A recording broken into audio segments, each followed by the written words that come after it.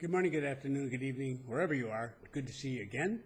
I got a number of things I'll just slide through tonight, and I hope they're of some interest to people. But first, happy St. Patrick's Day to the many Irish people for this particular day.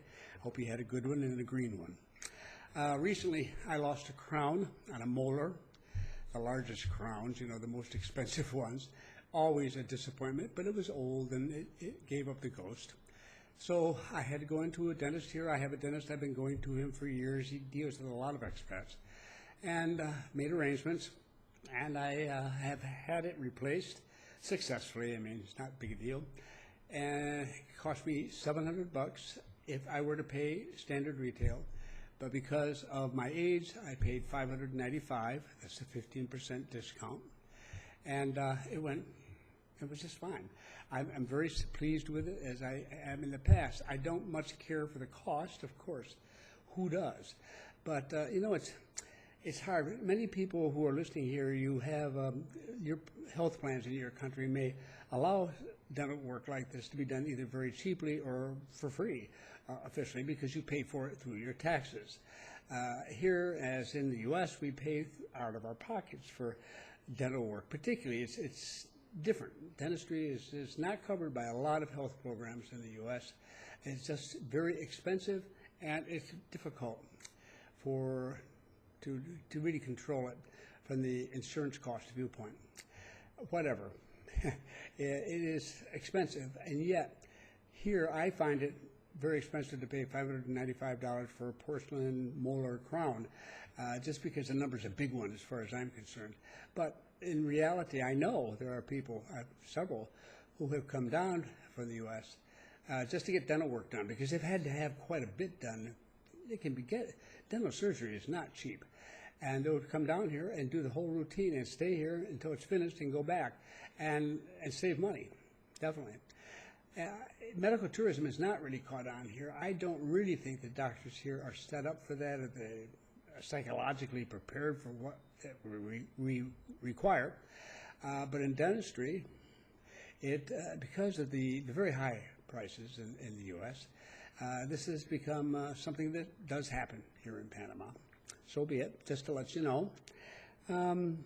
Now, elections are still underway. We're about halfway through. They've been very polite this year. Actually, they were set up differently. We have the Electoral Tribunal, which oversees a lot of things here, but among them, elections. And they limited the campaigning this year to 90 days, which is much shorter than has been true in the past. They also implemented much tighter financial controls, which were needed because there was a lot of cheating going on in terms of spending way too much money. And that's had a distinct impact on things. I mean, these are things that are, generally speaking, quite agreeable to most people here. The result has been not as much noise and more speaking and talking, instead of spending outrageous sums of money on massive billboard campaigns. I mean, we have billboards, we have the usual stuff, but with the restrictions on expenses, it isn't as much as it has been in the past. Above all, though, our candidates are fairly much in agreement, not all of them, but fairly much in agreement on major issues. So I often say I stay out of Panamanian politics. It's up to the voters, and I'm not a voter, so whatever they choose is fine with me. But I think that the candidates as they stand at the moment, the best way I can express it is that I haven't lost a second's sleep over worrying about who's going to win. I mean, they're different. They will have different approaches. I may like one more than another and so on.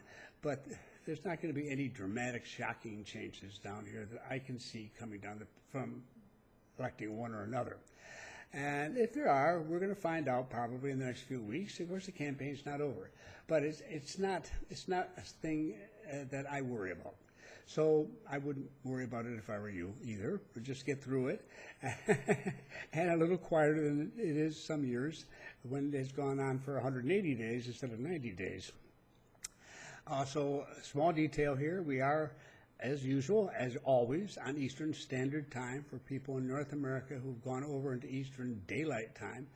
There's an hour's difference now. You know that, but sometimes you forget it. And it's just for your scheduling and for your understanding how things work down here. But so for the next few months, we'll be on running on Chicago time. Not because we changed, but because Chicago changed, and New York. In any event, that's happened and it should be kept in mind. Then, I told you a variety of things today. Credit ratings for the nation are extremely important. There are two main credit ratings we worry about in Panama. One's for the government itself, when it borrows money and it has bonds.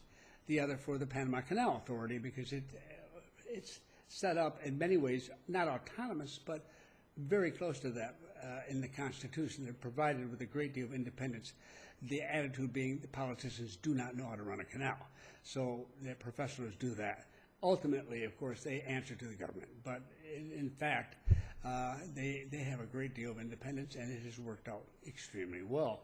So they, too, have their own credit rating, and both of these credit ratings were raised by Moody's, which is one of the services, and up closer to where they are with the other services, Standard & Poor's, Fitch's, and so on, which are very good. We're doing extremely well. We're ahead of, well, certainly neighboring nations, and what it means to us is more than just being investment grade. We've been investment grade for over a decade, but we keep moving up every couple of years, another notch, and as we move up, we pay less in interest to when we need to borrow money for major projects or the like.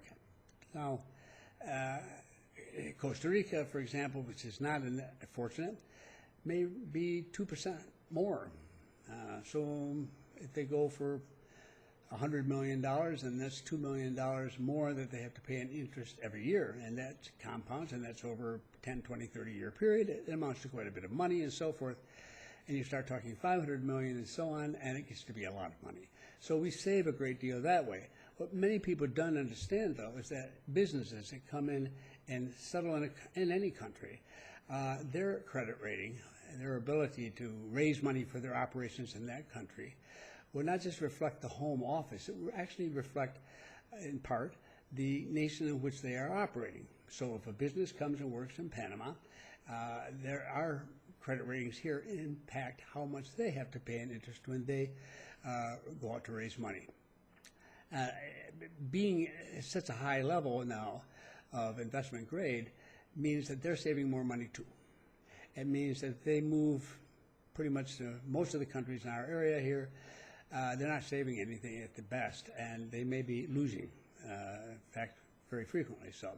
So it influences and has a positive impact for the nation, not only in terms of the money it saves us, but the money it saves for business that they don't have to spend, and that makes it worth their while to have offices, hire people, and have operations here in Panama. So that's a good news, too. I think I'm pleased with that. Always happy to hear it. And I might add, this happens, in the midst of having had a slow year, which the rating agencies are 100% aware of that, but they and other international institutions and major investment groups and so forth, they don't really care that much because they see it as temporary. They saw what went on and why people have a pretty good grip on what went wrong. And now we have a pretty good reason to think that it's going to turn around.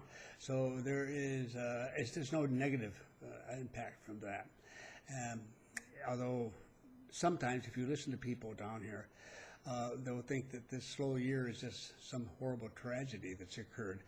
Sometimes I think it's good just to slow down a little bit. We have moved awfully quickly, so now we can be reminded of the fact that sometimes things don't work out the way we expect them to. What we get through them is just fine, and it forces us to look at what we do, and can't we do it better? And I see that going on, so I'm not dissatisfied at all. So these are just a few things I wanted to share with you this evening because I hadn't been here for a while. And I keep telling you how busy I am. I wish I was making money, but anyhow, I am busy, but I don't want to neglect you, and so I will be back again, and we're going to share some more. And thanks again for all your messages and the kind words that you share with me. So have a great time, and if you feel the Spirit move you and you haven't subscribed, feel free to hit the subscribe button, and if you hit the little bell beside it, you ring it, then you'll get instant notifications, they say, of new videos. You won't have to wait for their newsletter to come out if it gets around to it. So thanks again for stopping by. See you again soon.